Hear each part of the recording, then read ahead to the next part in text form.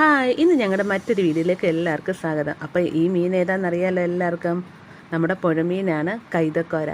നമ്മുടെ അടുത്ത് തന്നെ പിടിക്കുന്നുണ്ടായിരുന്നു. കൊണ്ടുവന്ന പാടെ തന്നെ ഞങ്ങൾ ഇതിനെ വെള്ളത്തിൽ ഇട്ടിട്ടുണ്ടായിരുന്നു കേട്ടോ. ആദ്യക്കൊട്ടൻ ഇതൊക്കെ കണ്ടപ്പോൾ ഭയങ്കരമായിട്ട് അവനെ ഉടനെ ചൂണ്ട വേണം, മീനെ പിടിക്കണം എന്നൊക്കെ പറഞ്ഞ് ബഹളമായിരുന്നു. കാരണം ഇങ്ങനെ നല്ല ഫ്രഷായിട്ട് മീനെ ഞങ്ങളല്ല, ആദ്യക്കൊട്ടൻ ആദ്യമായിട്ടാണ് കാണുന്നത് കേട്ടോ.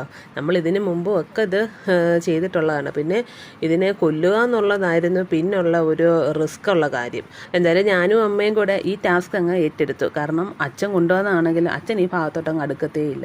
കാരണം കുറേയൊക്കെ ഞങ്ങൾ കൊന്നിട്ടു. പിന്നെ കുറേശ്ശെ ഞങ്ങൾ ഇതിൻ്റെ തോല് പൊളിക്കാൻ തുടങ്ങിയിട്ടുണ്ടായിരുന്നു. ആദ്യക്കൊട്ടനെ ഇതിൽ ഭയങ്കര ഇൻട്രസ്റ്റ് ആയിരുന്നു കേട്ടോ. എന്തായാലും ഞങ്ങൾ അതിനെ പതിയെ തോലെല്ലാം പൊളിച്ച് കഴിഞ്ഞിട്ടുണ്ടായിരുന്നു. എന്തായാലും ഈ ടാസ്ക് എന്തായാലും നമുക്ക് ഏറ്റെടുത്തല്ലേ പറ്റത്തുള്ളൂ.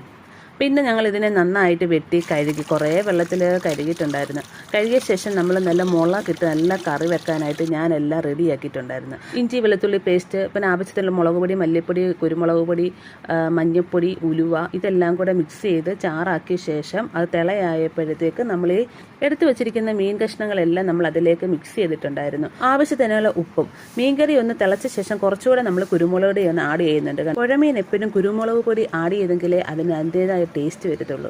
അപ്പോൾ നമ്മുടെ മീൻകറി ഏകദേശം ഒക്കെ നല്ല രീതിയിൽ തിളയായിട്ടുണ്ട്. ചാറൊക്കെ കുറുകി വരുന്നുണ്ട്. നല്ല ഫ്രഷ് കുടംപുളി, നമ്മുടെ വീട്ടിൽ തന്നെയുള്ള കുടംപുളിയാണ് ഇട്ടിരിക്കുന്നത്.